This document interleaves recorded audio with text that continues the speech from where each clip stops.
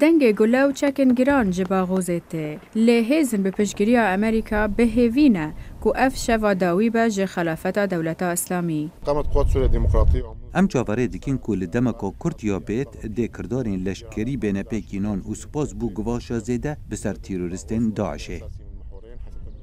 تانها دولت اسلامی آنکو داعش به ایریشن خوکج ماین و روکیتان شر هیزن به پشگیری امریکا ودکن. بردف که هیزن سوریا دموکراتیک مصطفی بالی روژا سهشنبه دریا تویتر را راگهاند کو به کمی 38 میلیتان داعش مرنه و 20 ایریشن اسمانی بنگه هنچکن داعش رو خاندنه. حسده هر وساده دزانین کو جمارک مزن یا میلیتان و خلک سویل خورادستی حسده کرن.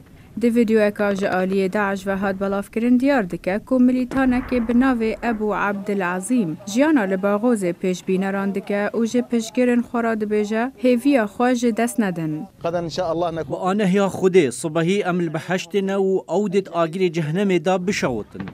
هیزن به پیشگیری امریکا و به تمانه هیوی و امیدن دولت اسلامی بشوتینن.